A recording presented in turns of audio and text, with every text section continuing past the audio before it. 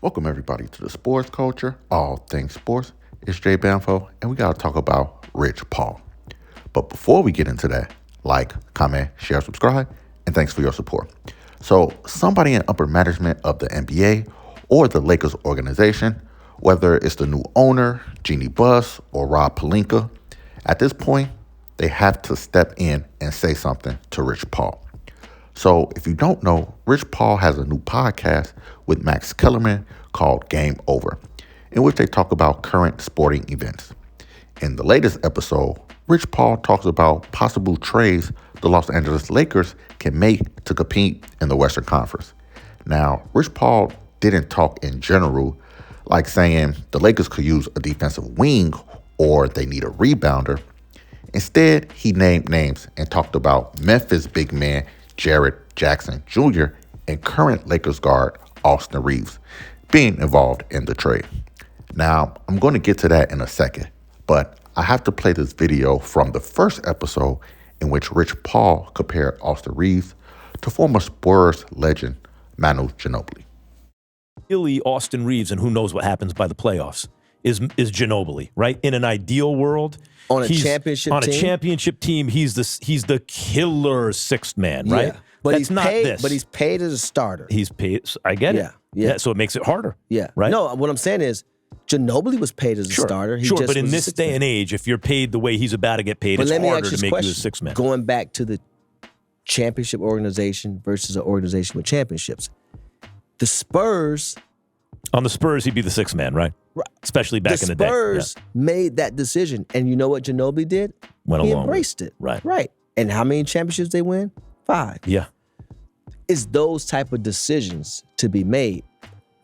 Again, not getting enamored with all the other things. Now, on the surface, you might say being compared to Manu Ginobili is a good thing. He was a great player for the Spurs who made it to the Hall of Fame and won multiple NBA championships. And this is no disrespect to Manu, but have you actually seen his career stats? He averaged 13 points per game, 3 rebounds, and 3 assists on 44% shooting.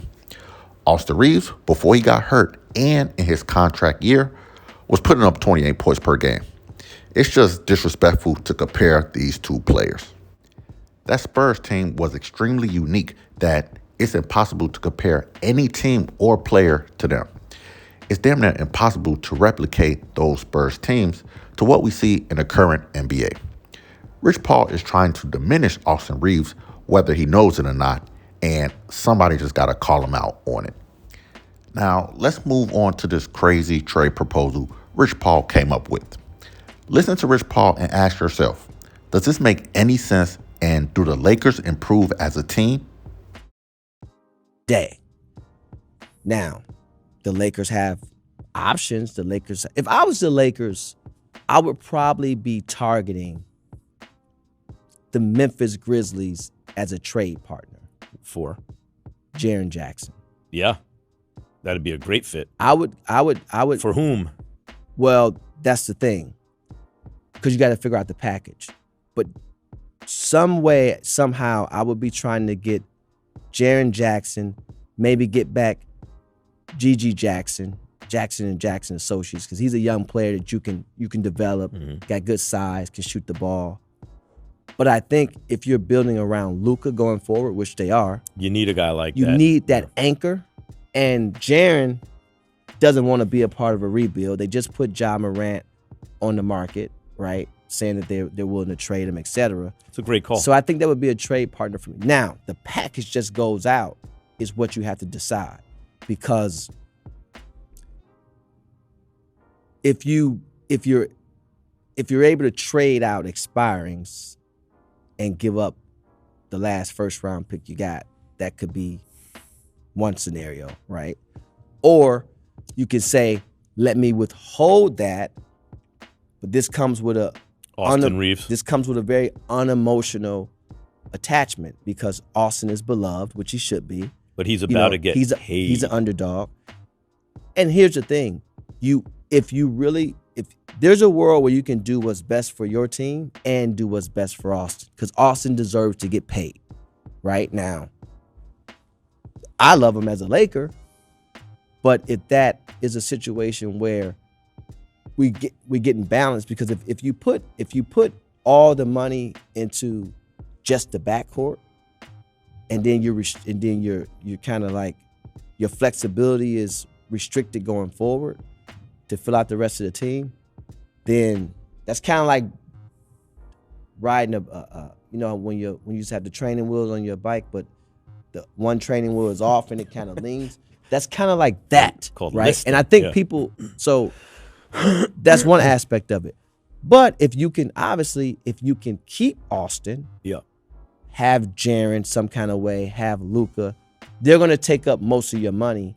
And then I'm not saying but harder to flesh out the roster. And I don't get into the whole discount for any player. Sure. And I don't know what Austin's value may be to the Lakers or anybody else. He's going to get paid a lot of money, and he's earned that. He deserves it. But if you can maintain that some kind of way, and that gives you a balance. But it's hard in the NBA with the aprons very hard. Yeah, to have redundancy.